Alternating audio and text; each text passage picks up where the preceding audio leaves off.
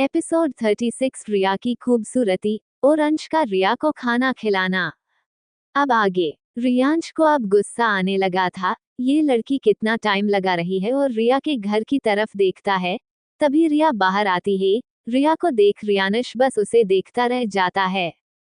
रिया ने इस वक्त वही ड्रेस पहनी थी जो वो रियांश के घर पर पहनती थी। उसने ब्लू कलर का राजपूती लहंगा पहना था। उसने घूंघट नहीं लिया था। इस वक्त उसके काले लंबे बाल हवा में लहरा रहे थे। उसकी वो दूध सी गोरी स्किन धूप में और भी चमक रही थी। उसकी काजल से सनी आंखें, होंठों पे रेड लिप बाम, इतने सिंपल लुक में भी रिया कहर ढा रही थी। वो जब रियांश के पास आती है और जाके उसके पास बैठ जाती है और फिर बोलती है चले।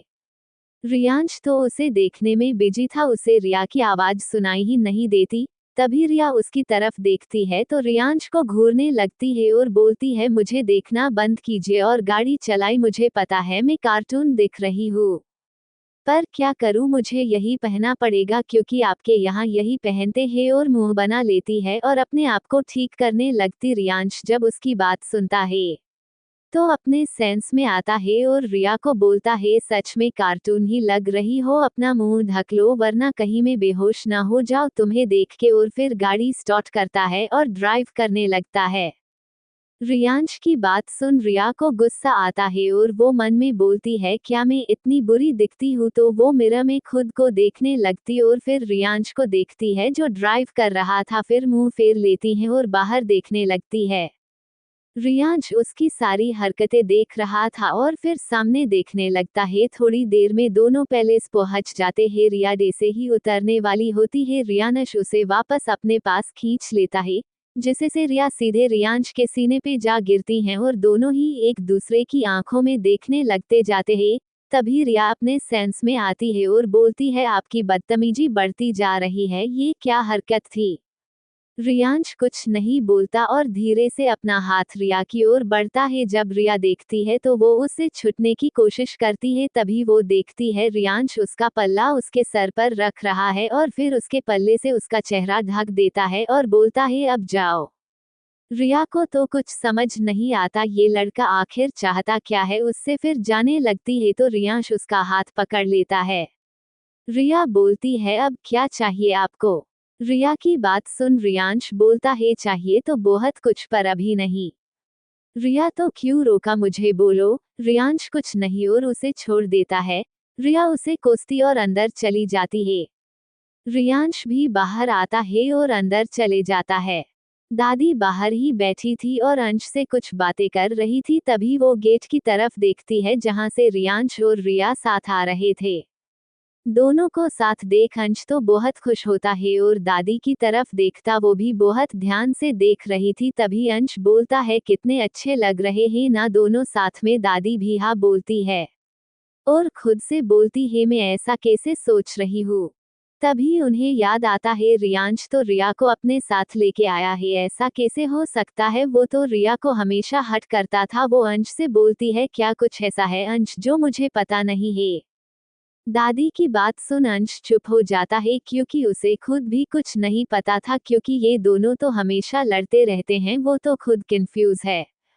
तभी रिया दादी के पास आती है और उनके पैर छूती हैं और दादी भी प्यार से उसे आशीर्वाद देती हैं और बोलती हमेशा खुश रह मेरी बच्ची, सच में मैंने तुझे बहुत याद किया। और रिया को अपने पास बिठा लेती है। रियांश अपने रूम की तरफ जाने लगता है फिर रुक जाता है और बिना पलटे ही बोलता है मैंने रूम में ब्लैक कॉफी लेके आओ और फिर चला जाता है। दादी और अंश फिर एक बार हैरान हो जाते हैं। रियांश रिया को अपने कमरे में बुला रहा है, ऐसे कैसे हो सकता। दोनों एक दूसरे को देखते फिर रिया को जो उठकर किचन में जा रही थी। दादी अंश से बोलती है अंश ये क्या हो रहा है। अंश अभी दादी को कुछ नहीं बताना चाहता था जब तक उसका भाई न चाहे। वो बोलता है आप कुछ ज्यादा सोच रही है। दोनों बात कर ही रहे थे तभी रिया वहां आती है और दादी को चाय देती है और अंश को तो देखती भी नहीं है और ऊपर की तरफ जाती है रियांश के लिए ब्लैक कॉफी लेके जाती है। अंश को बुरा लगता है रिया उसे इग्नोर कर रही है। वो जानता था रिया उससे गुस्सा है क्योंकि वो उसे वहां अपने भाई के पास अकेला छोड़ के आ गया था। कोई बात नहीं मेरी प्यारी भाभी, मैं आपको मना लूंगा। रिया जब रियांश का गेट नॉक करती है तो वो पहले से ही खुला था, तभी वो अंदर जाती हैं और देखती ही पूरा रूम ब्लैक और ग्रे कलर की थीम में था। वह एक बहुत बड़ा किंग साइज बेड था। वो पूरे रूम को बहुत ध्यान से देख रही थी, तभी उसकी नज़र एक फोटो पे जाती है। वो सोचती हैं ये कौन है, तभी उसे वॉशरूम का गेट खुलने की आवाज आती है तो वो पलट कर देखती है जहां रियांश एक टॉवल में था और उसके फेक पर मास्क उसने अभी भी लगाया था। रिया जब रियांश को देखती हैं तो बोलती है ये क्या इतना बुरा लगता है जो नहाते समय भी मास्क लगा के रखता है। तभी वो देखती हैं रियांश ने कुछ नहीं पहना है तो जल्दी से पलट जाती हैं और बोलती है क्या आपके पास कपड़े नहीं है, जब देखो ऐसे ही घूमते रहते हो। रिया की बात सुन रियांश बोलता है ये मेरा रूम है, मैं चाहे दे से रहूं, और रिया को देखने लगता है। रिया की बैक उसकी तरफ थी। तभी रिया बोलती है पर मैं भी तो यहाँ हूँ ना। तभी उसे कुछ ठीक नहीं लगता तो वो थोड़ा सा पलट जाती है तो देखती है रियांश उसके बहुत करीब आ गया था। वो जल्दी से पीछे हो जाती है और बोलती है अब दूर रह के बात नहीं कर सकते हो। रियांश मेरी मर्जी में जो चाहे करूं। रिया घूंघट में थी और अंश को देख रही थी, उसे कुछ अजीब सा फील हो रहा था। रियांश के करीब आने से वो जल्दी से वहां से जाना चाहती थी, तभी रियांश रिया की कमर को अपने एक हाथ से अपनी तरफ खींच लेता है। रिया उसके सीने से जा लगती है, उसने हाथ रियांश के सीने को छू रहे थे। उसका दिल जोरों से धड़क रहा था, रियांश भी उसके दिल की धड़कन सुन सकता था। फिर वो रिया के करीब जाता है। रिया को समझ ही नहीं आ रहा था वो क्या करे, उसकी बॉडी फ्रीज हो गई थी। रियांश रिया के चेहरे के बिल्कुल करीब आता है और अपने एक हाथ से रिया का घूंघट उठाने लगता है, पर वो उसका घूंघट उसके लिप्स तक उठता है और देखता है रिया के होंठ डर की वजह से फड़फड़ा रहे थे। रियांश उसके और करीब जाता है और उसके होंठों को बस छूता ही है कि रियांश का फोन बजता है तो उसका ध्यान वहां चले जाता है और उसकी पकड़ भी ढीली हो जाती है। अब तो रियांश का मन करता है वो इस फोन को कहीं दूर फेंक दे। रिया जो अपनी आंखें बड़ी बड़ी करके बस रियांश को देख रही थी, जब उसने रियांश के होंठ का टच अपने होठों पे महसूस किया तो उसके पूरे बॉडी में कर्ट दौड़ गया। वो तो शर्म से मरी जा रही थी, ये क्या हो गया था मुझे, मैंने उन्हें रोका क्यों नहीं। तभी वो देखती है रियांश का ध्यान फोन की तरफ है तो उसका फायदा उठाकर जल्दी से वहां से भाग जाती है। रियांश जब देखता है रिया चली गई है तो जाके फोन उठाता है और दांत पिसते हुए बोलता है अगर कुछ जरूरी नहीं हुआ तो आज मैं तुम्हारी जान ले लूंगा। रियांश की बात सुन विहान डर जाता है और बोलता है सर वो हमने उसके खास आदमी को पकड़ लिया है। तभी रियांश बोलता है तुम्हें पता है क्या करना है और कॉल काट देता है। फिर कॉफी उठाता है और वही सोफे पे बैठ जाता है और फिर थोड़ी देर पहले रिया के साथ जो हुआ वो याद करता है और बोलता है तुम्हारे होंठ तो और भी ज्यादा सॉफ्ट है बेबी डॉल, और मुस्कुराने लगता है। रिया नीचे किचन में आके खुद को नॉर्मल करती है, उसे समझ नहीं आ रहा था उसे हो क्या रहा है, ये मुझे क्या हो गया है, उनके छूने से मुझे ऐसा क्यों फील होता है, मुझे दूर रहना होगा वरना पता नहीं क्या हो जाएगा। तभी अंश अंदर आता है और बोलता है क्या हो गया है तुम्हें। जब रिया अंश की आवाज सुनती है तो गुस्से से मुंह फेर लेती है। अंश उसे ऐसा करते देख मुंह बनाता है और बोलता है मुझे पता है तुम मुझसे गुस्सा हो, पर मैं तुम्हें कैसे बताऊं मेरे साथ क्या हुआ, मैं कितनी मुश्किल से यहाँ पहुंचा हूँ, मुझे कितनी तकलीफ हुई है। अंश की बात सुन रिया उसकी तरफ देखती है और बोलती है क्या हुआ तुम्हारे साथ। अंश बोलता है मैं वहां से इसलिए चला गया क्योंकि तुम बहुत स्ट्रांग हो, भाई को टक्कर देती हो, लेकिन मैं नहीं हूँ, मुझे बहुत डर लगता है इसलिए मैं चला गया। तुम्हें पता है भाई ने मेरे सारे कार्ड्स और मेरा जेट सब कुछ अपने अंदर ले लिया, मैं खुद कैसे आया हूँ मैं ही जानता हूँ, अब बताओ मैं तुम्हें कैसे लेके आता। और सेड चेहरा बना लेता है। रिया को भी उसका चेहरा देख बुरा लगता है और वो गुस्से से बोलती है तुम्हारा भाई ना बहुत बुरा है, उसे तो एक दिन में अच्छे से सबक सिखाऊंगी, अभी मेरा साथ भी ऐसा किया, तुम्हें पता है उन्होंने मुझे किस। इसके आगे वो चुप हो जाती है और जल्दी से पलट जाती हैं और खुद को बोलती है ये मैंने क्या बोल दिया, अब अंश क्या सोचेंगे मेरे बारे में। तभी अंश बोलता है मैं कुछ नहीं सोचूंगा, चिंता मत करो, मैंने कुछ नहीं सुना, और फिर वहां से चला जाता है। वो समझ सकता था रिया इस वक्त शर्मा रही है। किचन से बाहर आके अंश खुश हो जाता है और बोलता है भाई ने कुछ तो प्रोग्रेस किया, फिर वहां से चले जाते हैं।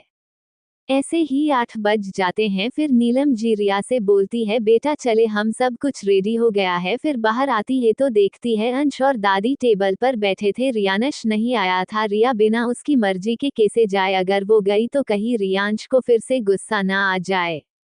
संजना जी वहां नहीं है, वो काफी टाइम से अपने बेटे और पति के साथ बाहर है। तभी रियांश वहां आता है और अपनी चेयर पे बैठ जाता है। तभी नीलम जी रिया से बोलती है, चले रिया, पर रिया के पैर तो आगे बढ़ ही नहीं रहे थे। नीलम जी जब देखती हैं तो बोलती है, क्या हुआ बेटा, घर नहीं जाना? अंश को लगता है कुछ गड़बड़ है तो वो नीलम जी को बोलता है, आंटी थोड़ी देर रुक जाए ना, आप दोनों हमारे साथ डिनर कर लीजिए, रिया इतने दिनों में आई है। नीलम जी मना करने वाली थी, तभी दादी बोलती है, हाँ बेटा बैठ जाओ ना, खाना खाकर जाओ, मुझे अच्छा लगेगा। तभी अंश जल्दी से नीलम जी को दादी के पास बिठा देता है और रिया को रियानश के पास बिठा देता और खुद रिया के पास वाली चेयर पे बैठ जाता है और सर्वेंट को बोलता है, सब जल्दी से सर्व करे। रिया को समझ नहीं आता उसे यहाँ क्यों बिठाया है। रियानश कुछ रिएक्ट नहीं करता, बस अपने फोन में बिजी रहता है। फिर सभी को खाना सर्व होता है, सब खाने लगते हैं। अंश तो बहुत खुश था क्योंकि इतने दिनों बाद उसने रिया के हाथ का खाना खाया था। रिया को तो कुछ समझ नहीं पा रही थी वो कैसे खाया, वो बहुत धीरे धीरे खा रही थी। अंश जब ये देखता है तो बोलता है, इतना अच्छा खाना बना है, और जल्दी से एक बाइट लेता है और रिया की तरफ बढ़ा देता है और बोलता है, चलो जल्दी से खाओ इससे। रिया खाने का सोचती है और वो आगे जाती, तभी उसे रियांश की बात याद आती है तो वो पीछे हो जाती है। जब अंश देखता है तो उसके हाथ पकड़ के अपने पास लेके आता है और उसे जल्दी से खिला देता है। रिया को तो अब रोना आने वाला था, अब पता नहीं ये शैतान क्या करेगा उसके साथ। अंश जानता था रियानश को बिल्कुल अभी पसंद नहीं कोई भी रिया के पास आए। उसने ये जानबूझ के किया था ताकि रियांश को जलन हो और वो रिएक्ट करे। तभी वहां तेज आवाज से कुछ टूटने की आवाज आती है, सब वहां देखते हैं। रियाश ने जब देखा अंश रिया को अपने हाथों से खिला रहा है और वो भी मना नहीं कर रही है और खा भी रही है, तो उसके हाथों की मुट्ठी बंध जाती है और वो गुस्से से वहां रखा कांच का गिलास जमीन पर फेंक देता है, जिससे सब डर जाते हैं। रिया तो कांपने लगी थी और अंश तो खुद के लिए ही प्रार्थना करता है। दादी जब देखती है तो रियांश से बोलती है, ये क्या हरकत है, रियानश आपने ऐसा क्यों किया? रियांश अभी भी चुप था, वो बस अंश को देख रहा था और जब अंश ने देखा रियांश उसे कितने बुरी तरह से घूर रहा है तो उसके दिल की धड़कन इतनी तेज हो गई जैसे उसका दिल अभी बाहर आ जाएगा। अंश हिम्मत करके बोलता है, भाई वो। इसके आगे वो बोल नहीं पाया क्योंकि रियांश ने उसे अपनी आंखों से ही चुप करा दिया। दादी बोलती है, बेटा क्या हुआ है, आप बोलेंगे, हमें चिंता हो रही है, आप ठीक तो हो ना? रिया जल्दी से अपनी जगह से खड़ी होती हैं और दादी को बोलती है, दादी हमें ये बैठकर नहीं खाना चाहिए था, सर को मैं वैसे भी पसंद नहीं हूँ और मुझे उनके पास बिठा दिया इसलिए सर को गुस्सा आ गया शायद और उन्होंने ऐसा किया। रिया की बात सुन दादी और नीलम जी को सही भी लगती हैं, क्योंकि रियांश जब भी रिया से मिला है हमेशा ऐसा ही रिएक्ट करता है। दादी को बुरा लगता है रिया और नीलम जी के लिए, तभी रिया नीलम जी के पास जाती है और बोलती, माँ हमें चलना चाहिए। नीलम जी को भी यही सही लगता है और वो रिया के साथ जाने लगती है। एपिसोड 37 रिया ने रियांश को सबके सामने डांटा। अब आगे। नीलम जी को भी बहुत बुरा लगता है रियांश के ऐसा करने से, माना वो गरीब है पर उनका भी स्वाभिमान है। वो रिया को लेके जाती है, तभी पीछे से एक तेज आवाज आती है तो दोनों ही पलट के देखती है, ये आवाज रियानश की थी। रियांश बोलता है, चुपचाप वापस आके चेयर पे बैठो। सब रियाना को देखते हैं, दादी को भी अब रियांश पर गुस्सा आता है, ये करना क्या चाहते हैं, पहले तो उनकी इंसल्ट की और अब वापस बुला रहे हैं। दादी रियांश को बोलती, रियांश बस कीजिए। रियांश एक बार फिर तेज आवाज में चिल्लाता है, जिससे रिया पूरी कॉप जाती है और जल्दी से आके वापस बैठ जाती है। जब दादी, नीलम जी और अंश ये देखते हैं तो उन्हें रिया के लिए बुरा लगता है। नीलम जी तो कुछ नहीं बोल सकती थी, वो भी चुपचाप आके बैठ जाती हैं। दादी भी अब और तमाशा नहीं चाहती थी इसलिए वो भी बैठ जाती है। अंश को तो अब खुद पर गुस्सा आ रहा था, क्यों उसने रियांश को गुस्सा दिलाया, बेचारी रिया की तो कोई गलती नहीं है। फिर वो भी बैठ जाता है। सब खाने लगते हैं। वहां बिल्कुल शांति थी। रिया तो रो रही थी, उसकी सिसकियां सबको सुनाई दे रही थी, पर कोई कुछ बोल नहीं पा रहा था। रियांश रिया की तरफ देखता है और बोलता है, अगर मुझे एक और बार तुम्हारे रोने की आवाज आई तो तुम जानती हो मैं क्या कर सकता हूँ।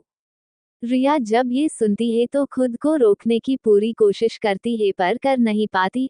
उसे और ज्यादा रोना आता है और खाना भी नहीं खाया जा रहा था। अब रियांश और ज्यादा गुस्से में आ जाता है और जोर से टेबल पे हाथ मारता है और बोलता, चुप, एकदम चुप, वरना। अब रिया और नहीं से पाती और गुस्से से उठती है और रियांश के सामने जाती है। वो पूरी कॉप रही थी और रो भी रही थी, फिर भी हिम्मत करके बोलती है, क्या करोगे? हाँ बोलो, क्या करोगे? बस जब देखो तब डराते रहते हो। नहीं डरती मैं आपसे, जाओ, और न ही आपकी धमकियों से। आप खुद को समझते क्या हो? आप जो चाहोगे वही होगा और दूसरों से अपनी बात मनवाते रहोगे। बहुत सुन लिया अब और नहीं सुनूंगी, समझे आप? बात मेरी होती तो भी ठीक था, आप मेरी माँ की भी इंसल्ट कर रहे, ये मैं बर्दाश्त नहीं करूंगी, समझे आप? और गुस्से में रियांश को देखने लगती हैं।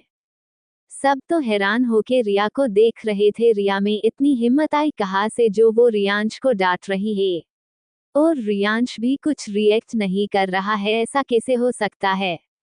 अंश तो मजे से देख रहा था। अब भाई को पता चलेगा जब कोई डांटता है तो कैसा लगता है। वो मेरी प्यारी भाभी, आपके अंदर की वाइफ तो शादी के पहले ही जाग गई, क्या डांट रही है आप? रियांश बस रिया को देख रहा था। उसे पता नहीं क्यों रिया का उस पे यूं चिल्लाना अच्छा लग रहा था। थोड़ी देर पहले जो उसके चेहरे पे गुस्सा था, अब वो बिल्कुल शांत था और वो बस रिया को देखे जा रहा था। रिया फिर बोलती है, अब बोल क्यों नहीं रहे हैं? हाँ, हो गई बोलती बंद, और फिर दे से ही पलटती ही सबको देख हैरान हो जाती है और खुद से बोलती है, ये मैंने क्या कर दिया? सबके सामने इस शैतान को सुना दिया, अब पक्का ये मुझे ऊपर ही भेज देगा। और रोने जैसा मुंह बना लेती है और जल्दी से वहां से जाने वाली होती है कि उसका पर उसके लहंगे में अटक जाता है और वो रियांश की गोद में गिर जाती हैं। अब तो सबकी आंखें ही बड़ी हो जाती है।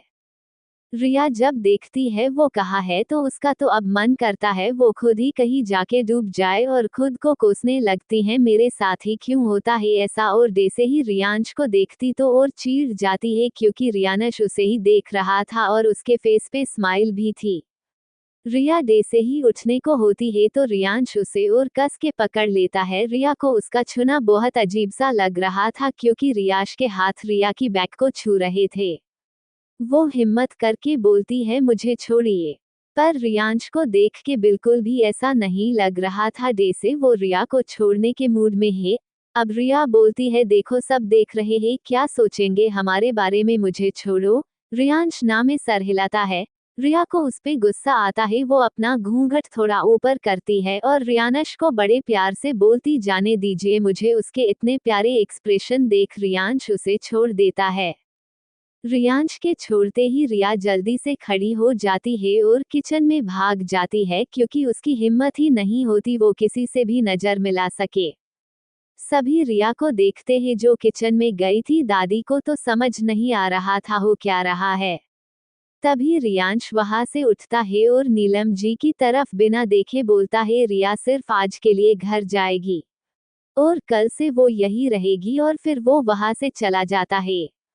रियांश की बात सुन नीलम जी परेशान हो जाती है और दादी की तरफ देखती हैं और बोलती है, वो रिया को यहाँ नहीं छोड़ सकती है। दादी को भी समझ नहीं आता रियांश ने ऐसा क्यों बोला, तो नीलम जी को बोलती है वो रियानश से बात करेगी।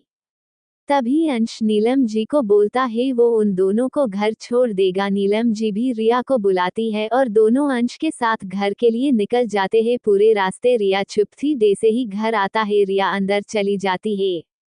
नीलम जी भी जाने वाली होती है कि अंश उन्हें रोकता है और बोलता है, आंटी भाई ने जो कहा वो सही है, आपको रिया को वहां रखना होगा। अंश की बात सुन नीलम जी को थोड़ा गुस्सा आता है और वो अंश को बोलती, आपको नहीं पता आपके भाई ने मेरी बेटी के साथ क्या किया है, मुझे उन पर भरोसा नहीं है। नीलम जी की बात सुन अंश बोलता है, आप भाई को गलत समझ रही है, जो भी आपको रिया ने बताया है वो पूरा सच नहीं है। नीलम जी बोलती है, मेरी बेटी मुझसे झूठ क्यों बोलेगी? रिया ने आपसे कोई झूठ नहीं बोला, उसने जो देखा वही बोला। पर रिया को भी गलत फहमी हो गई है भाई के बारे में। फिर वो नीलम जी को सब सच बताता है कि उस दिन क्या हुआ। नीलम जी को अब बुरा लगता है उन्होंने रियांश को गलत समझा। अंश फिर बोलता है भाई रिया को वहाँ इसलिए रख रहे हैं क्योंकि कोई और भी है जो रिया को ढूंढ रहा है, और रिया अगर ये रहेगी तो कोई भी आराम से उसे लेके जा सकता है। आप ही सोचिए आंटी, रिया बहुत मासूम है, वो किसी के भी ऊपर जल्दी भरोसा कर लेती है। आप एक बार सोचिए रिया की सेफ्टी के लिए। फिर अंश वहां से चला जाता है। नीलम जी को तो अब टेंशन हो रही थी, उन्हें नहीं पता था रिया के पीछे और भी लोग पड़े हैं और वो अभी तक रियानश को गलत समझ रही थी। उन्हें अब समझ नहीं आ रहा था वो क्या करे। फिर वो भी घर अंदर चली जाती है और देखती है रिया और शिखा दोनों मस्ती कर रहे थे और दादी उन्हें समझा रही थी रिया के आने से उनके घर में जान आ गई थी। ये घर अब घर लगता था और अब वो उसे कैसे इस घर से भेज दे, उनको बहुत दुख हुआ। वो अपनी बच्ची को कैसे कहे इस घर से जाने के लिए। फिर वो अपने कमरे में जाती है और रोने लगती है। बहुत देर वो ऐसे ही रहती है, तभी कोई गेट पे नॉक करता है। नीलम जी खुद को ठीक करती है और गेट खोलती है। सामने दादी खड़ी थी। नीलम जी बोलती है और माँ आप वो में वो इतना ही बोलती हैं कि दादी बोलती हैं क्या हुआ, मेरी बेटी को रो क्यों रही है, कुछ दर्द हो रहा है या किसी ने कुछ बोल दिया, क्या मुझसे कोई गलती हुई। माँ आप ये कैसी बातें कर रही है, आपसे कोई गलती नहीं हुई है तो अपनी माँ को नहीं बताएगी क्या हुआ है तुम्हें। नीलम जी एक लंबी सांस लेती है और बोलती हैं। नीलम जी दादी को सब बता देती है जो भी अंश ने बताया। दादी ये सुनकर वही बेड पर धम्म से गिर जाती है और रोने लगती है। मैं कैसे भूल गई उसे कि उसकी माँ के जाने के बाद वो भी आएगा, और डर उनके चेहरे पे आ जाता है। निकल जी बोलती हैं माँ कौन आ जाएगा, रघु वो लीला का बड़ा बेटा है, वही रिया को ढूंढ रहा होगा, वो उन दोनों से भी ज्यादा खतरनाक है, मेरी बच्ची को बर्बाद कर देगा वो। नीलम जी उनको शांत करती है और बोलती है माँ मेरी बेटी को कुछ नहीं होगा, मैं ऐसा होने नहीं दूंगी, मैं अपनी बेटी को खुद से दूर रखूंगी, वो चल जाएगा मुझे पर किसी हैवान के हाथ नहीं लगने दूंगी। दादी बोलती हैं क्या करना चाहती हो आप, मैं रिया को राठौर पैलेस में ही रखूंगी क्योंकि रियानश और अंश उसे कुछ नहीं होने देंगे, हमें उसे वहां भेजना होगा माँ, पर जब तक आप नहीं कहेंगी मैं ऐसा नहीं कर पाऊंगी। तभी दादी बोलती है मुझे मंजूर है बेटा, मेरी रिया के लिए मैं कुछ भी कर सकती हूँ। फिर दोनों आपस में कुछ और बात करते हैं और सो जाते हैं। राठौड़ पैलेस में अंश रियानश के सामने खड़ा था, सर झुकाए, और रियानश उसे ही देख रहा था। रियांश बोलता है मैंने तुम्हें कुछ ज्यादा ही छूट दे दी है, तभी तुम बार बार वही गलतियां कर रहे हो। भाई वो मेरी बात अभी खत्म नहीं हुई है। उस दिन अगर ने टाइम पर नहीं आता तो वो उसे कुछ भी कर सकते थे, तुम्हें मैंने उसका ध्यान रखने के लिए कहा था, ना कि उससे दोस्ती बढ़ाने के लिए। कुछ ज्यादा ही आगे नहीं बढ़ रहे हो तुम। मैं माफिया किंग, पूरे अंडरवर्ल्ड को अपनी उंगली पे नचाता हूँ और मेरे बाद तुम ही हो जिसे पूरी आजादी दी है, दूसरे नंबर पे हो और एक किंग की तरह ही हो तुम, किसी से नहीं डरते, कुछ भी करते हो किसी को मारने से पहले तुम एक बार भी नहीं सोचते, आखिर खून तो हम दोनों में एक ही है भाई, जो हो तुम मेरे। तभी वो जोर से चिल्लाता है तो उस दिन तुम्हें हो गया था, उसे बचा क्यों नहीं रहे थे बोलो। अंश धीरे से सर ऊपर करता है और बोलता है भाई मैं डर गया था। अंश की बात सुन रियांश को हंसी आ जाती है, तुम डर गया थे, तुम्हें डर कब से लगने लगा। अंश जब से रिया आपकी लाइफ में आए तब से। अंश की बात रियांश चुप हो जाता है। अंश आगे बोलता है पहली बार आपके चेहरे पे रियल मुस्कान देखी रिया की वजह से, आपको किसी की परवाह करते देखा रिया के लिए। जिस माफिया किंग को किसी से भी डर नहीं लगता वो भी किसी के लिए डरने लगा है, और भी रिया। रियांश बोलता है चुप हो जाओ। नहीं भाई, माँ के जाने के बाद आपको हमेशा दर्द में अकेलेपन में देखा, बहुत तकलीफ होती है आपको ऐसा देख के मुझे हमेशा। आज रिया की वजह से आपको हंसते हुए देखा, आपके अकेलेपन में उसे आपके साथ महसूस किया है, उस दिन में डर गया था अगर मैंने कोई भी गलती की तो रिया को खो दूंगा और साथ में आपको भी, इसलिए कुछ नहीं कर पाया। लेकिन जब आप आए आपकी आंखों में भी डर देखा था मैंने उसे खोने का। रियांश उसकी बात बीच में काट के बोलता है। रियांश, रिया कल मुझे यहाँ चाहिए, समझे, कुछ भी करो। अंश भाई आप शादी कर लो रिया से, फिर कोई उसे ये से लेके नहीं जा पाएगा, और दांत दिखा देता है। तभी अंश अपनी गन निकाल कर उसके सामने रख देता है। अंश जब देखता है तो जल्दी से वहां से भाग जाता है। रियांश बालकनी में जाता है और वही सोफे पे बैठ जाता है और फिर स्मोक करने लगता, फिर आसमान में देखता है और बोलता है बस एक दिन और बेबी डॉल, फिर तुम हमेशा मेरे पास ही रहोगी, तुम चाहो या ना चाहो। और फिर रूम में आता है, फिर वहां से स्टडी रूम में चला जाता है और बिजी हो जाता है। सुबह का वक्त, रिया जल्दी से उठती है और फ्रेश होके रेडी होती हैं क्योंकि उसे रियांश की बातें नहीं सुनना थी। नीलम जी भी रेडी थी, सब साथ बैठते हैं और नाश्ता करते हैं। उसके बाद नीलम जी रिया को बताती है और उसे बोलती है बेटा मैं तुमसे कुछ कहूंगी उसे समझना। रिया कंफ्यूज होके नीलम जी को देखती है और बोलती है माँ आपको क्या बात करनी है, बोलो मैं सुन रही हूँ। नीलम जी बोलती हैं बेटा देखो माँ ने और मैंने सोचा है तुम आज से राठौड़ पैलेस में रहोगी। रिया जब ये सुनती है तो हैरानी से दादी और नीलम जी को देखती हैं। शिखा का भी यही हाल था जो रिया का था। रिया समझ जाती है शायद नीलम जी रियांश से डर गई है और इसलिए रिया को वहां भेज रही हैं। रिया उनको समझती है माँ आप टेंशन मत लीजिए, आपको उनसे डरने की भी जरूरत नहीं है, मैं अंश से बात करूंगी वो समझेंगे अपने भाई को, मैं वहां नहीं रहूंगी माँ, मुझे आप सबके पास रहना ही, मुझे बड़ी मुश्किल से अपना परिवार मिला है, उसे मुझसे दूर मत करो माँ, मैं वहां अकेली पड़ जाऊंगी। रिया अब रोने लगी थी और उसे ऐसा देख सभी की आंखें भर आती है। रिया बोलती है माँ मुझे कोई गलती हुई है तो माफ कर देना, चाहो तो 2 थप्पड़ मार लो पर खुद से दूर मत करो माँ, मैं जी नहीं पाऊंगी, और जोर जोर से रोने लगती है। शिखा उसके पास जाके उसे गले से लगा लेती है और उसे चुप करवाती है और बोलती है तू कहीं नहीं जाएगी, मैं तुझे जाने नहीं दूंगी चाहे कुछ भी हो, तू रो मत। नीलम जी दोनों को अलग करती हैं और बोलती हैं तुम दोनों रोना बंद करो।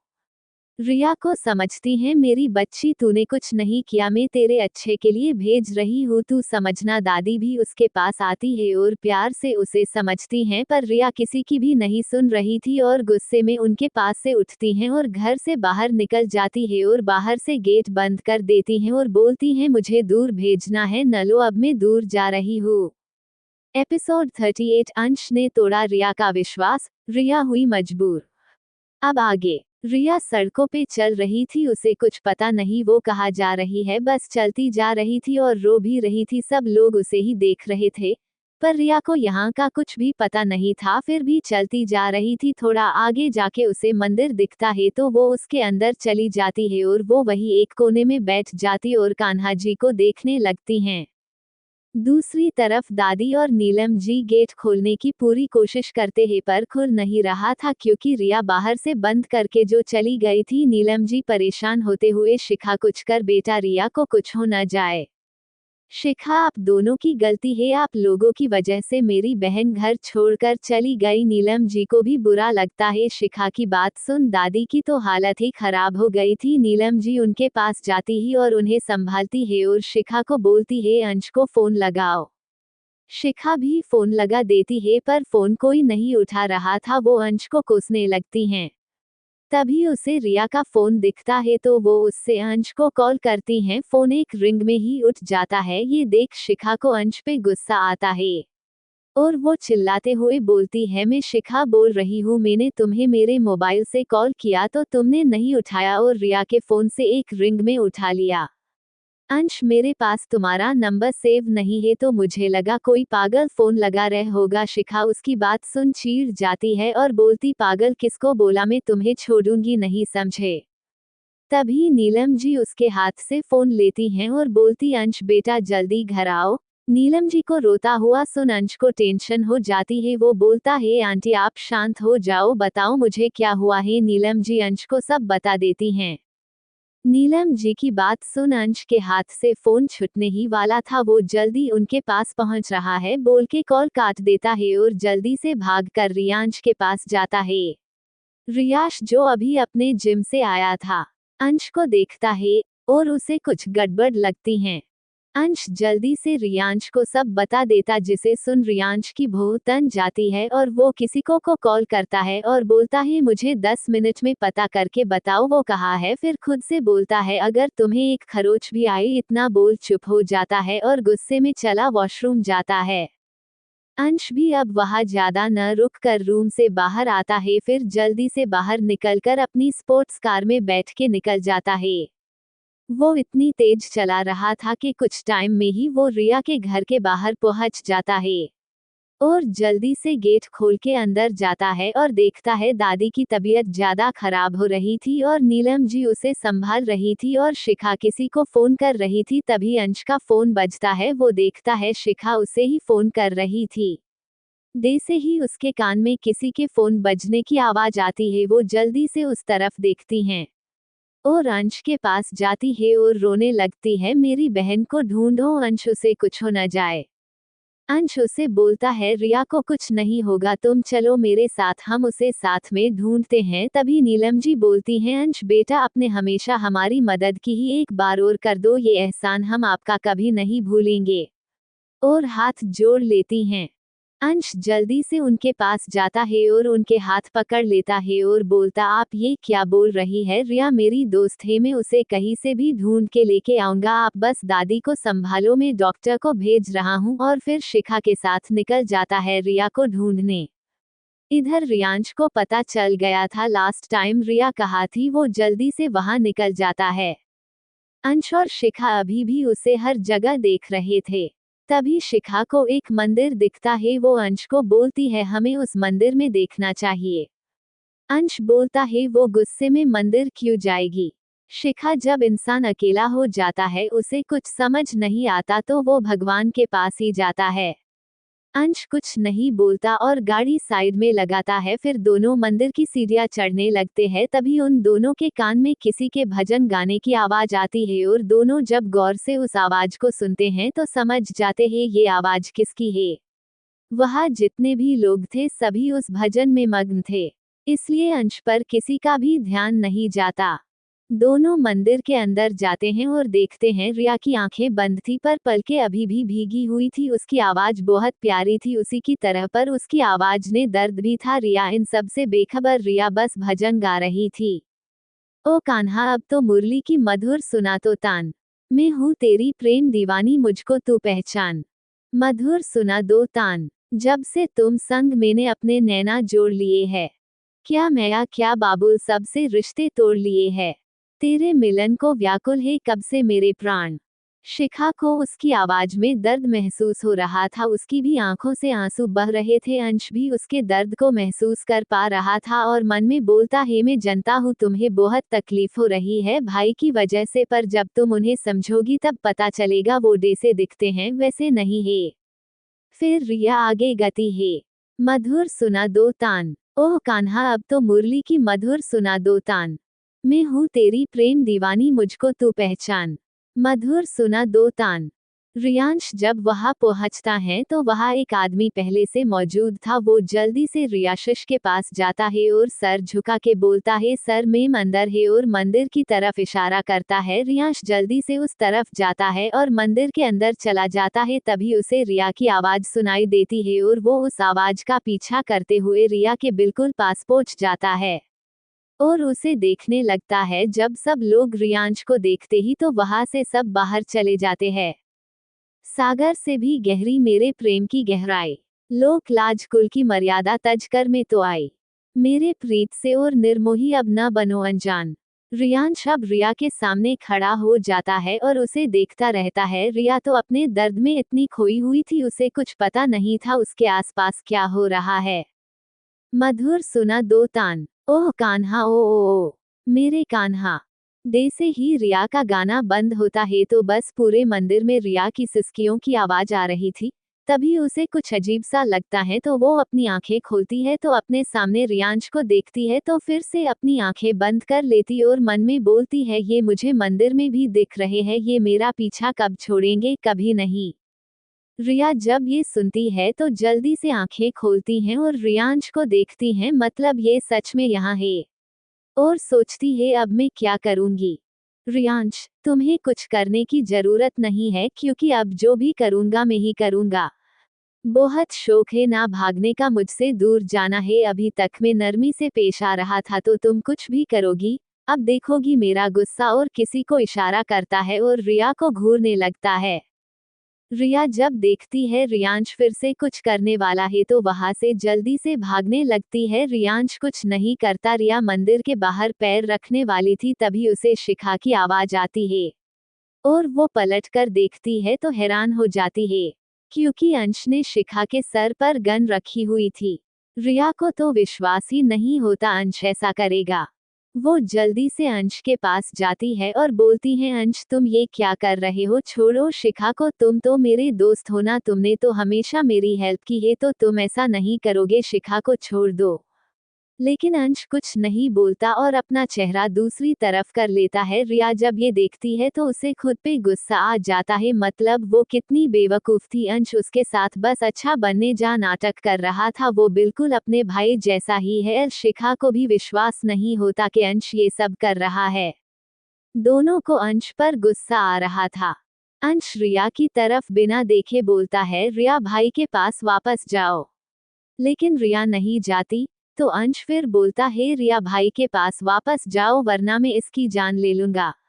रिया रोने लगती हैं और बोलती हैं, तुम भी अपने भाई जैसे हो अंश, कितनी आसानी से तुमने मुझे बेवकूफ बनाया, मुझे लगा तुम मेरे साथ हो तो मैं सब कुछ कर सकती हूँ, तुम्हारे भाई से भी लड़ सकती हूँ, पर मैं गलत थी। मैं गलत थी अंश, अब तो किसी पे विश्वास ही नहीं होगा मुझे, तुम्हारे भाई से तो नफरत की हद भी नहीं है और तुम भी उसी लायक हो, आई हेट यू अंश, और रोने लगती है।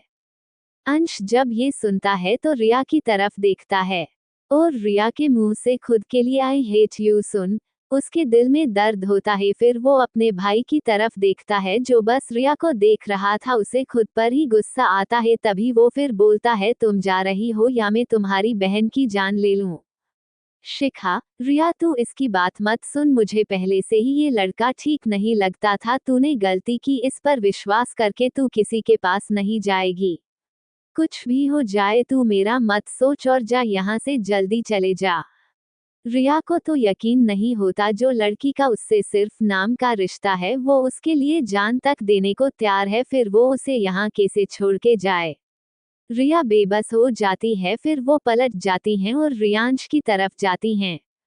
रियांश के सामने खड़ी हो जाती है और बोलती हैं, आज मैं सच में हार गई, आपके सामने आप जीत गए, सच कहा था आपने, मैं कुछ नहीं कर सकती, मेरी बहन को छोड़ दो, आप जो कहोगे मैं वही करूंगी। और रोने लगती हैं, आज उसका दिल टूट गया था, रियांश ने उसे मजबूर कर ही दिया था।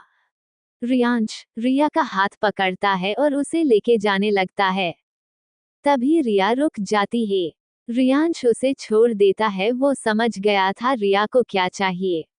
रिया शिखा के पास जाती है और दोनों बहनें एक दूसरे के गले लग के रोने लगती हैं, फिर दोनों अलग होते हैं। रिया शिखा के आंसू पूछती हैं और बोलती है, बस कर, कितना रोएगी, पूरी बंदरिया दिख रही है। उसकी बात सुन शिखा फिर रोने लगती है। रिया फिर बोलती है, तू मेरी प्यारी बहन है, तू मुझे वादा कर दादी और माँ का ख्याल रखेगी और आज जो भी हुआ वो घर पर नहीं बताएगी। सीखा नामे सर हिलाती है और बोलती है, मैं तुझे इन लोगों के साथ नहीं जाने दूंगी, तू मेरे साथ चल, हम पुलिस में जाएंगे। और रिया का हाथ पकड़ लेती हैं। रिया एक कड़वी मुस्कान से अंश को देखती है और शिखा से अपना हाथ छुड़वाती है और तभी रियांश उसका हाथ पकड़ लेता है और उसे ले जाता है। शिखा बस चिल्लाती रह जाती है और अंश रिया को लेके चला जाता है। शिखा वहीं बैठ जाती है और रोने लगती हैं। अंश बस उसे देखता रहता है। जब शिखा थोड़ा शांत होती है तब अंश बोलता है, चलो मैं तुम्हें घर छोड़ देता है। शिखा जब सुनती है तो खड़ी होती है और अंश की कॉलर पकड़ लेती है और बोलती, तुम बहुत ही बुरे इंसान हो, किसी की मजबूरियों का इस्तेमाल करना तुम्हें बहुत अच्छे से आता है, मैं तुम्हें कभी माफ नहीं करूंगी, आज तुम्हारी वजह से मेरी बहन को कितनी तकलीफ सहनी पड़ रही है। अरे तुम्हें तो उसने दोस्त माना था, अपना सब कुछ शेयर किया था और तुम पर विश्वास किया आंख बंद करके, और तुमने क्या किया, उसके साथ धोखा किया, उसे अपने भाई के पास जाने दिया, उसके बाद भी शर्म नहीं है तुम्हारे अंदर, और मुझे बोल रहे हो घर छोड़ दूं। अरे तुम्हारे साथ जाने से अच्छा मैं खुद चली जाओ।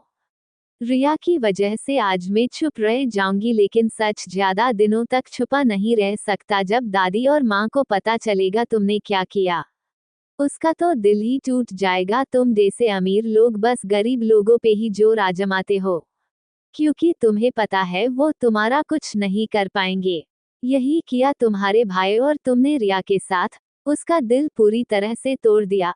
अरे तुम्हें तो सब पता है उसकी जिंदगी कैसी है, उसने बचपन से तकलीफ सही है, और तुमने क्या किया, उसकी तकलीफ और बढ़ा दी, उसका मजाक बना के रख दिया और रोने लगती हैं। फिर बोलती है पता नहीं तुम्हारा वो शैतान भाई क्या करेगा उसके साथ, अगर उसे कुछ भी हुआ ना तो तुम जिंदगी भर तुम रोओगे। याद रखना, किसी का दिल दुखाया है तुमने, जब तुम्हारा दिल दुखेगा तब तुम्हें उसकी तकलीफ समझ आएगी। नफरत है मुझे तुमसे, हो सके तो जिंदगी में कभी अपनी शक्ल मत दिखाना। और फिर वहां से भागकर मंदिर से बाहर चली जाती है।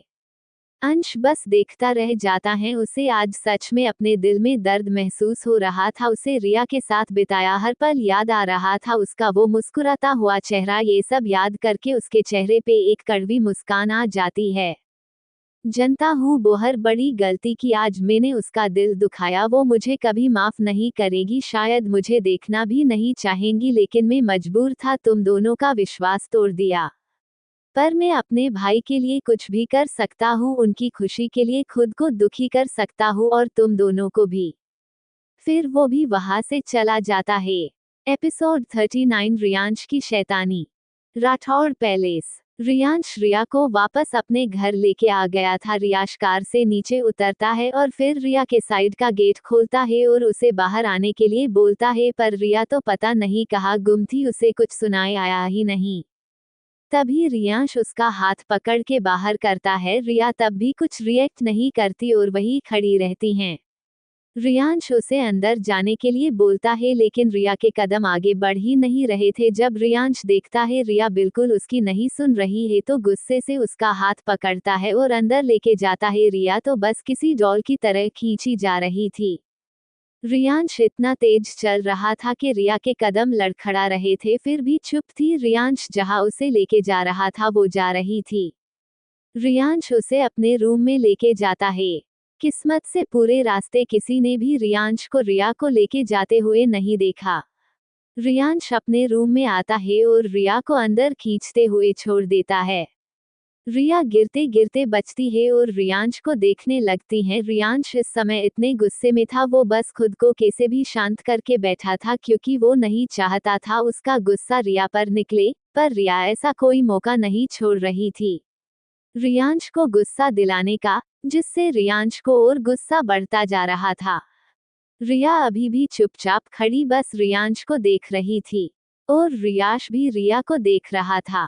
एक की आंखों में बेहिसाब दर्द था, तो दूसरे की आंखों में बेहिसाब गुस्सा। दोनों ही बस खुद को कैसे भी शांत करके बैठे थे। रियांश रिया के पास जाता है और उसकी बाह पकड़ लेता है और दांत पिसते हुए बोलता है, अगर तुम्हारी जगह कोई और मुझे इस तरह से देखता तो अभी तक वो जिंदा नहीं होता, तो आज से ध्यान रखना, जैसा मैं कहूँ वैसे ही करना। दादी को कुछ भी बताया ना, तो आज तो उसे तुमने बचा लिया, पर कल वो जिंदा नहीं होगी। इसलिए जितना बोलने के लिए कहूँ उतना ही बोलना है और करना भी है। और अगर आज जो हरकत की है घर से भागने की दोबारा की, तो तुम्हारी पूरी फैमिली खत्म कर दूंगा, क्योंकि मेरे सीने में दिल नहीं पत्थर है, जिसे किसी से कोई फर्क नहीं पड़ता है। रिया अभी भी चुप थी, उसके हाथ में तेज दर्द हो रहा था रियांश के पकड़ने से, पर फिर भी वो बस चुप थी, वो कुछ रिएक्ट नहीं कर रही थी, बस सर नीचे करके खड़ी थी। तभी गेट पर कोई नॉक करता है। अंश गेट खोलता है। सामने सर्वेंट थी जिसके हाथ में कुछ कपड़े थे। रियांश उसके हाथ से कपड़े लेता है और गेट उसके मुंह पे बंद कर देता है। वो बेचारी बस देखती रह जाती है और फिर वहां से चली जाती है। रियांश अंदर आता है और रिया के हाथ में कपड़े देते हुए बोलता है, जाके चेंज करो। रिया कुछ नहीं बोलती और वैसे ही खड़ी रहती हैं। रियांश जोर से चिल्लाता है, सुनाई नहीं दिया, जाके चेंज करो वरना मैं खुद तुम्हारे कपड़े चेंज कर दूंगा। रिया जब ये सुनती है तो अपने होश में आती है और कपड़े लेके वॉशरूम में चली जाती है। रिया अंदर से गेट बंद करती है और जो वो इतनी देर से अपने आंसू रोक हुए थी, वो अब बह जाते हैं और रोने लगती हैं। उसे खुद पे ही गुस्सा आ रहा था, उसने क्यों अंश पर विश्वास किया, क्यों वो यहाँ आए, और जब वो घर से गई थी तो उसने क्यों अपनी जान नहीं ली। वो नहीं होती तो सब ठीक होता, ये सोच और रोने लगती हैं। फिर वो उठती हैं और आईने के पास जाके खुद को आईने में देखती है और बोलती हैं, अब मैं किसी को कुछ नहीं होने दूंगी, अब जो भी मेरे साथ होगा सब चुपचाप सहूंगी। हर दर्द को, हर तकलीफ को किसी को कभी नहीं बोलूंगी कि मुझे भी दर्द होता है, मुझ में भी तो जान है। और रोने लगती हैं, फिर एकदम से चुप हो जाती है और बोलती हैं, रियांश सिंह राठौर, तुम जीत गए, मैं हार गई, मैं हार गई। तभी रियांश गेट नॉक करता है और बोलता है, जल्दी बाहर आओ। रियांश की आवाज सुन रिया कॉप जाती है और जल्दी से शावर लेके कपड़े चेंज करने लगती है, पर उससे उस चोली की पीछे की डोरी नहीं बांध रही थी। वो परेशान हो गई थी क्योंकि घर पर हमेशा शिखा या नीलम जी उसकी हेल्प करती थी, पर यहाँ कोई भी नहीं है। तभी रियांश बोलता है, जल्दी बाहर आओ वरना मैं अंदर आ जाऊंगा। पर रिया तो खुद में ही उलझी थी, वो क्या करे समझ नहीं आ रहा था। तभी रिया देखती है रियांश गेट खोल रहा है, वो जल्दी से गेट को पकड़ती है और बोलती है, रुक जाइए, गेट मत खोलिए। रिया की इतनी प्यारी आवाज सुन रियांश रुक जाता है और बोलता है, बाहर आओ अभी। रिया मना कर देती है, मैं नहीं आ सकती बाहर। रियांश बोलता है, मैंने कहा बाहर आओ। रिया फिर बोलती है, क्या आप किसी फीमेल को बुला दोगे, मुझे उसकी जरूरत है, नहीं तो मैं बाहर नहीं आ पाऊंगी। रियांश गुस्से में बोलता है, तुम्हें पता है ना मेरे रूम में मुझे कोई और बिल्कुल पसंद नहीं, और तुम बोल रही हो मैं किसी को बुलाओ। चुपचाप बाहर आओ। रिया नहीं आती है तो अंश जोर से गेट खोलता है और उसका हाथ पकड़ के बाहर लेके आता है। रिया तो डर से आंखें बंद कर लेती है। वो रियांश के सीने से लगी हुई थी और रियांश वो तो ब्लैंक हो गया था। रिया को देख के रिया इस वक्त किसी ताजे गुलाब की तरह लग रही थी। उसके वो गीले बाल उसके चेहरे से चिपके हुए थे और उसमें से पानी की बूंदें रिया के चेहरे से लेके उसकी नेक से होते हुए नीचे जा रही थी। रियांश का तो गला ही सूख रहा था रिया को देख के। तभी उसकी नजर रिया के हिलते हुए होंठ पे जाती है। उसका मन कर रहा था वो अभी रिया को किस कर ले, तभी वो अपना सर झटकता है और जैसे ही सामने देखता है तो अब तो वो खुद को संभाल नहीं पाता, क्योंकि सामने आईने में रिया की बैक पूरी खुली हुई थी और रियांश के दोनों हाथ वही थे। वो खुद को अब और संभाल नहीं पाता और रिया को गले से लगा लेता है और बोलता है, मेरे सब्र का इम्तिहान मत लो जान, वरना आज कुछ ऐसा हो जाएगा जो तुम सह नहीं पाओगी। रियांश के इस तरह गले लगाने से पहले तो रिया डर जाती है, फिर उसकी बात सुन समझ नहीं पाती वो ऐसा क्यों बोल रहा है। तभी रिया को जो महसूस होता है उससे उसकी आंखें बड़ी हो जाती है, क्योंकि रियांश के हाथ उसकी पूरी बैक पर घूम रहे थे और उसके होंठ रिया के नेक पर थे। अब उसे समझ आया रियांश के बोलने का मतलब क्या था। रिया जल्दी से उसे धक्का देने लगती है और बोलती है, छोड़ो मुझे, दूर रहो मुझसे। रियांश बोलता है, तो मेरे सामने इस तरह क्यों आई, क्या तुम मुझे बहकाना चाहती हो। इतना बोल रोए रिया की नेक पर बाइट कर लेता है, जिससे रिया की चीख निकल जाती है और वो रियांश को दूर करने लगती हैं और बोलती है, मैं ऐसा कुछ नहीं कर रही हूँ। मैंने आपको कहा था मैं बाहर नहीं आऊंगी, अपने मुझे बाहर खींच लिया, मुझे ये बांधना नहीं आता इसलिए कहा किसी को बुलाओ, अपने नहीं सुना। अब छोड़ो मुझे बेशर्म शैतान। पर रियांश को उसकी बातों से कोई फर्क नहीं पड़ता और वो धीरे धीरे रिया की बैक पर अपने हाथ घुमा रहा था, जिससे रिया की बॉडी में कर्ट दौड़ रहा था, जिससे वो खुद को संभाल नहीं पा रही थी और अपनी आंखें कसके बंद कर लेती हैं। तभी रियांश उससे दूर हो जाता है और रिया को देखने लगता है। रिया जब फील करती है रियांश ने उसे छोड़ दिया है, तो वो जल्दी से अपनी आंखें खोलती है, तो रियांश उसके सामने खड़ा था और उसे ही देख रहा था। पता नहीं क्यों पर रियांश की नजरें खुद पर पके रिया खुद में सिमट रही थी। उसे ऐसा लग रहा था वो कहीं जाके खुद को छुपा ले। रियांश, क्या तुम मेरे सामने ऐसे ही रहना चाहती हो। रिया उसकी बात सुन खुद को देखती है तो उसे शर्म आ जाती है और वो फुल स्पीड में वॉशरूम के अंदर चली जाती है और जोर से गेट बंद करती है और थोड़ी देर में वापस बाहर आती हैं। इस बार वो घूंघट करके आती है, क्योंकि उसे रियांश से नजरें मिलाने में भी शर्म आ रही थी। और जल्दी से गेट की तरफ जाती है। तभी रियांश बोलता है, बेबी डॉल, आज तुमने मुझे बहुत परेशान किया है, जिसने मेरी काफी एनर्जी वेस्ट हुई ही, इसलिए जाओ और जल्दी मेरे लिए कुछ बना के लेके आओ। रिया भी वहां और नहीं रुकना चाहती थी, इसलिए वो जल्दी से चली जाती है। रिया के जाने बाद रियांश जल्दी वॉशरूम में जाता है और ऐसे ही शावर के नीचे खड़ा हो जाता है और खुद को नॉर्मल करने लगता है। फिर थोड़ी देर बाद बाहर आता है। उसने बस एक लोअर पहना हुआ था, ऊपर कुछ नहीं था। वो बालकनी में जाता है और स्मोक करने लगता है और बोलता है, अब दूर रहना मुश्किल हो रहा है बेबी डॉल, आज खुद को रोक लिया क्योंकि जानता हूँ तुम मुझसे नफरत करती हो। अगर मैं आगे बढ़ता तो तुम्हारी नफरत भी बढ़ेगी, जो मुझे मंजूर नहीं। मैं उस दिन का इंतजार करूंगा जब तुम खुद मुझे अपने आप को सौंपोगी, तब तक खुद को काबू में रखूंगा, पर थोड़ा बहुत तो शैतान की शैतानी होती रहेगी। और टेढ़ा स्माइल करता है।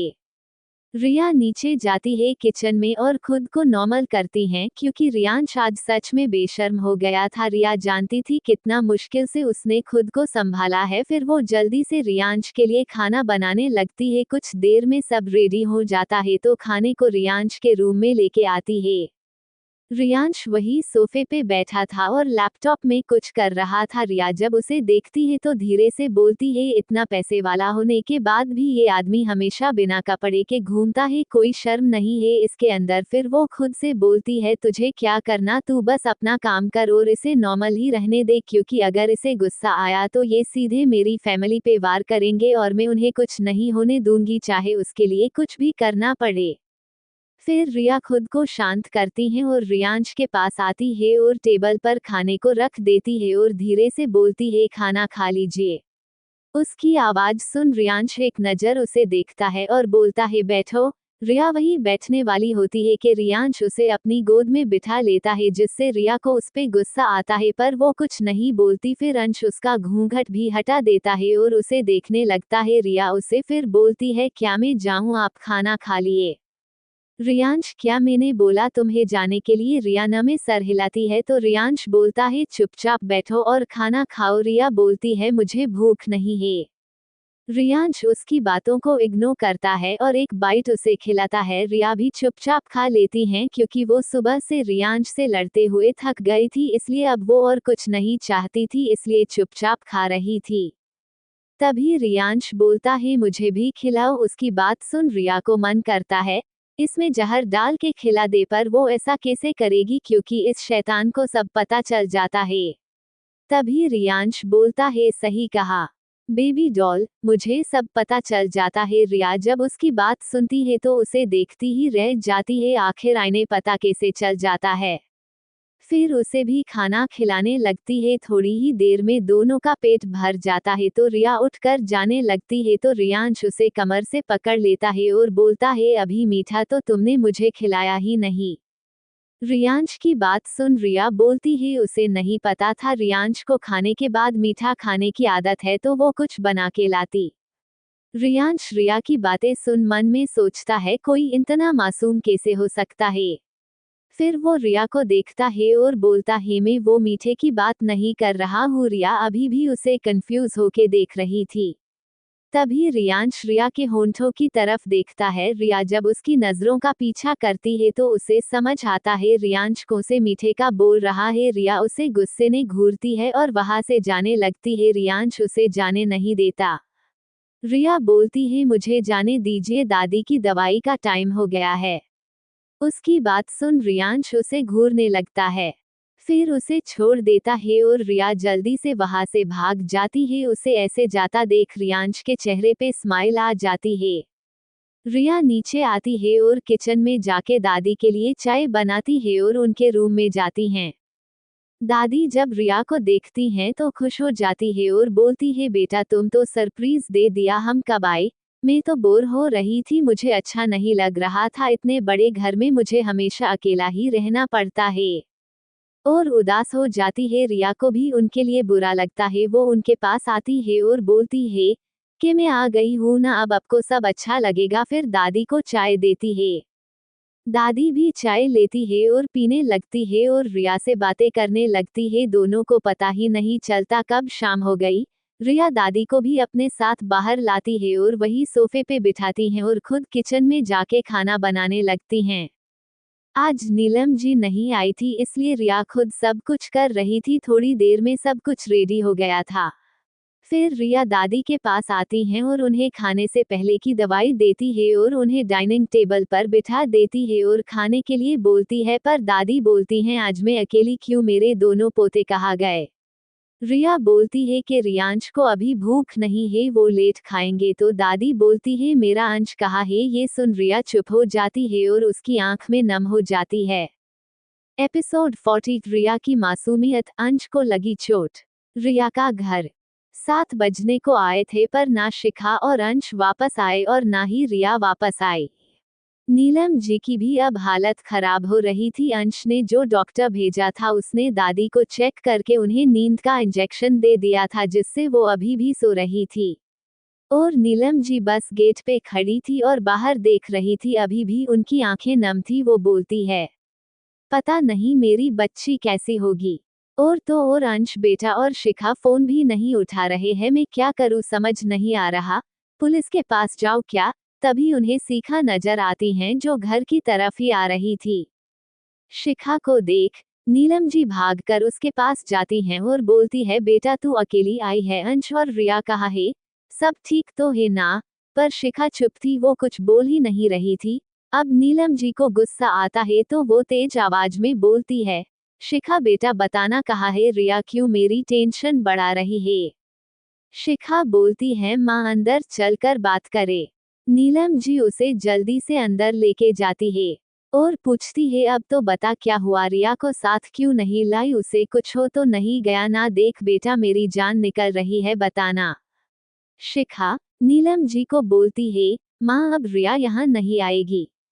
नीलम जी जब ये सुनती है तो शिखा को डांटते हुए क्यों नहीं आएगी, ये उसका घर है, वो और कहाँ जाएगी, कहीं उसे कुछ, इतना बोल चुप हो जाती है और घर के बाहर जाने लगती हैं।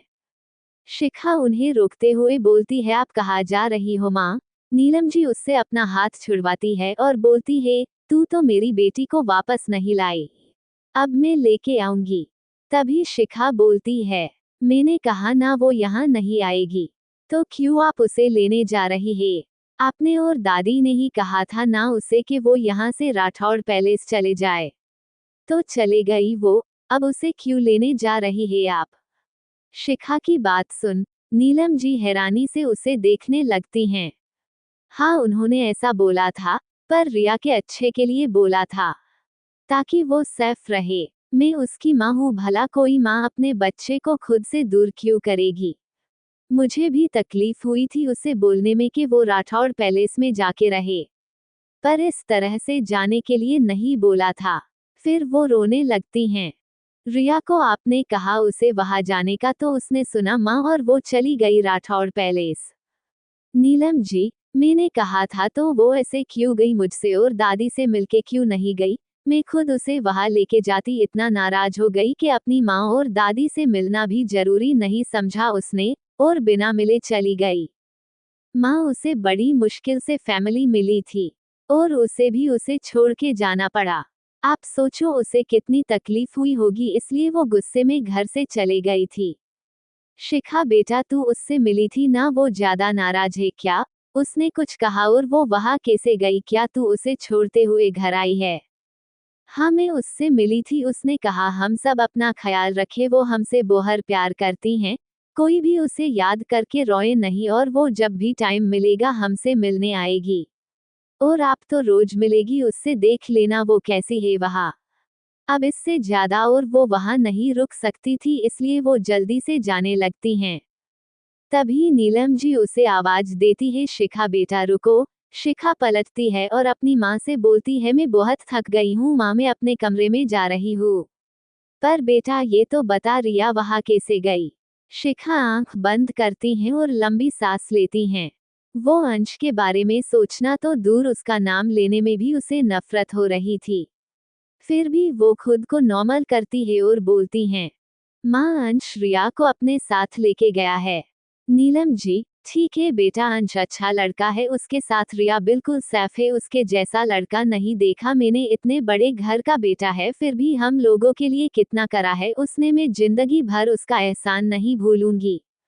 वही अपनी माँ की बात सुन शिखा गुस्से से पलटती है और अपने कमरे में चली जाती है और गुस्से से सब फेंकने लगती है और बोलती है मेरी माँ कितनी भोली है, उस अंश ने कितने अच्छे से मेरी माँ को अपनी बातों से बहका दिया, वो उस पे कितना विश्वास कर रही है, जबकि सब कुछ उसने ही किया है। उस अंश ने आज मेरी बहन की मजबूरी का फायदा उठाया है, मैं उसे कभी माफ नहीं करूंगी, नफरत है मुझे उससे, आए है पाउटिंग अंश सिंह राठौर और गुस्से से वॉशरूम में चली जाती हैं। नीलम जी भी शिखा को नहीं रोकती और अपने कमरे में आती है और देखती है मोहिनी रिया की दादी अपनी आंखें खोल रही थी, तो वो जल्दी से उनके पास आती है और उन्हें सहारा देकर उठाती है और बोलती है माँ आप कैसी है, अब आपको ठीक लग रहा है। दादी बस इतना बोलती है पानी। नीलम जी जल्दी से उनके लिए पानी लेके आती हैं और उन्हें पानी पिलाती है।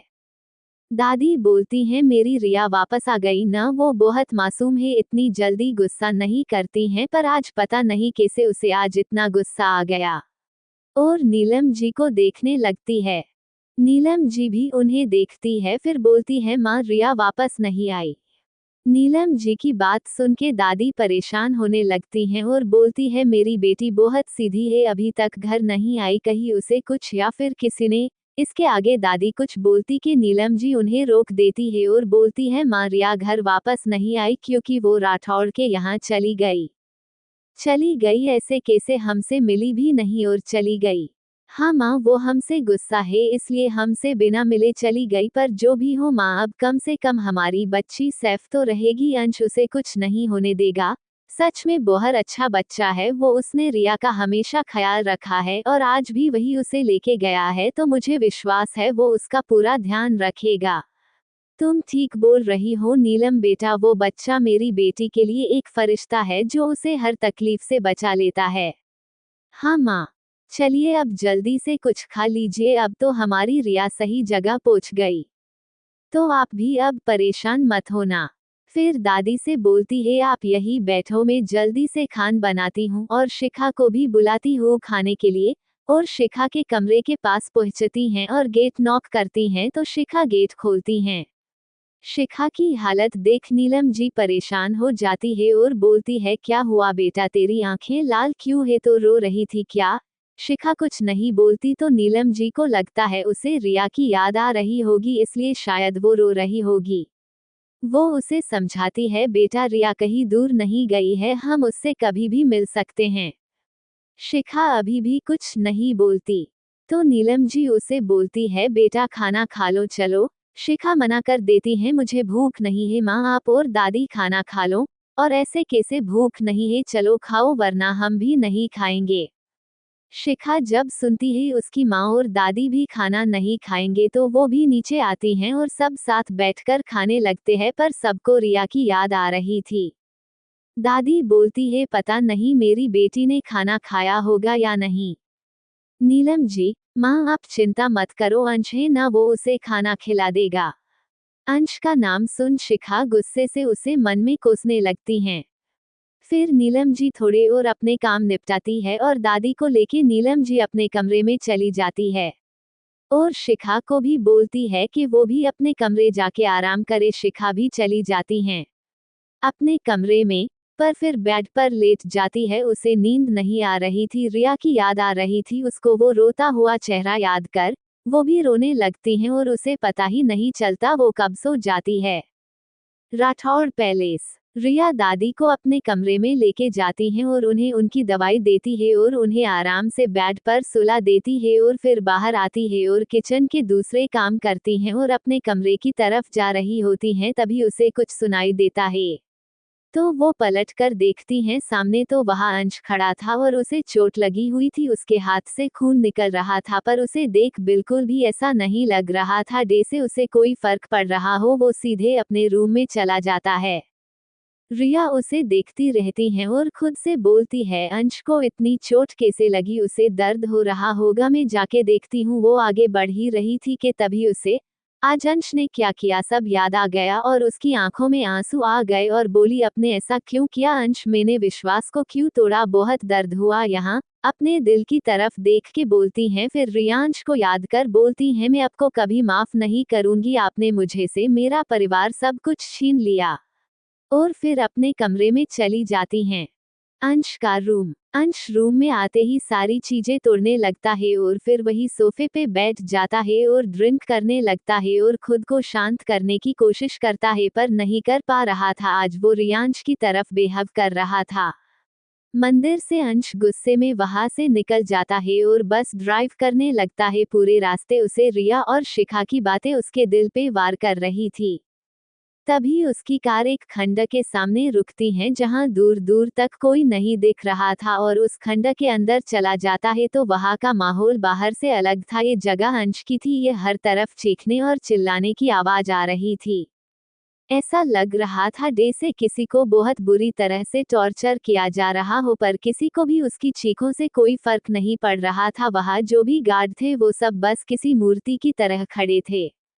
तभी अंश वहां आता है और उस रूम में जाता है जहां वह आदमी बंद था। उस आदमी ने जब अंश को देखा तो रोने लगा, छोड़ दो मुझे, मैंने कुछ नहीं किया, माफ कर दो।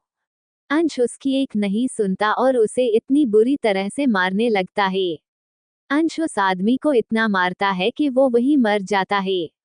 तब भी उसका गुस्सा शांत नहीं होता तो वही की वाल पर पंच मारने लगता है जिससे उसके हाथों में चोट लग जाती है, पर फिर भी उसे कोई फर्क नहीं पड़ता और वो गुस्से में वहां से भी निकल जाता है। अंश का गुस्सा कम होने का नाम ही नहीं ले रहा था। वो चीढ़ जाता है और बोलता है, मैं कब से भाई की तरह हो गया, आज खुद को शांत करना इतना मुश्किल क्यों हो रहा है, और गुस्से में ग्लास को जोर से जमीन पर फेंक देता है। तभी उसका गेट पर नॉक होता है। अंश चीढ़कर बोलता है, कौन है जो मेरे हाथों मरने आया है, और जाके गेट खोलता है और जैसे ही चिल्लाने वाला होता के सकने वाले को देख चुप हो जाता है और नजरें फेर लेता है क्योंकि उसके सामने रिया खड़ी थी जिससे वो नजरें भी नहीं मिला पा रहा था। तभी रिया अंश के पीछे देखती है। पूरे रूम की हालत देख उसे समझ नहीं आता आखिर अंश कर क्या रहा था, उसने अपने रूम की ऐसी हालत क्यों की। तभी अंश रिया की नजरों का पीछा करता है तो देखता है रिया उसके रूम में ही देख रही है। ये देख अंश जल्दी से बाहर आता है और गेट बंद कर देता है और रिया के साइड से जाने लगता है। तभी रिया उसे आवाज देती हैं, कहाँ जा रहे हो तुम, तुम्हें चोट लगी है और ये कमरे की क्या हालत बना रखी है। अंश बिना पलटे ही बोलता है, तुम मुझसे बात क्यों कर रही हो, मैंने तुम्हारे साथ बुरा किया ना, तुम्हें तो मुझ पर गुस्सा करना चाहिए। रिया, हाँ तुम सही बोल रहे हो, मुझे तुम पर गुस्सा करना चाहिए और मैं गुस्सा हूँ, बहुत गुस्सा हूँ तुमसे। और उसकी आवाज रुआसी हो जाती है, तुम बहुत बुरे हो अपने भाई के देसे पर। फिर वो चुप हो जाती है। अंश रिया की तरफ पलटता है और बोलता है, पर क्या, पर पता नहीं क्यों ये दिल मानने को तैयार नहीं हो रहा कि तुम अपने भाई देसे हो। और रोने लगती। अंश उसे देखता ही रह जाता है, ये लड़की सच में कितनी मासूम है, उसने उसका दिल दुखाया, उसकी बहन की जान तक लेने का बोला और वो फिर भी उसे बोल रही है कि उसका दिल नहीं मान रहा कि वो उसके साथ ऐसा कर सकता है। तभी रिया उसके पास आती है और उसका बाह पकड़ती है और उसे अपने साथ लेके जाने लगती हैं तो अंश उससे अपना हाथ छुड़वाता है और नीचे चला जाता है। रिया भी उसके पीछे जाने लगती है। अंश घर के बाहर निकल जाता है। रिया जल्दी से फिर उसकी बाह पकड़ती है और जबरदस्ती उसे अपने साथ लेके जाने लगती। अंश उसे बोलता है, तुम मुझसे दूर रहो, मैं नहीं चाहता मेरा गुस्सा तुम पर निकले। गुस्सा तो बहाना था, बस वो रिया से दूर रहना चाहता था क्योंकि अब और वो उसे हट नहीं करना चाहता था क्योंकि उसकी मासूमियत देख उसे और खुद पर गुस्सा आ रहा था। कहानी में आगे क्या हुआ जानने के लिए सुनते रहे और ऐसे ही रोमांचक और इंटरेस्टिंग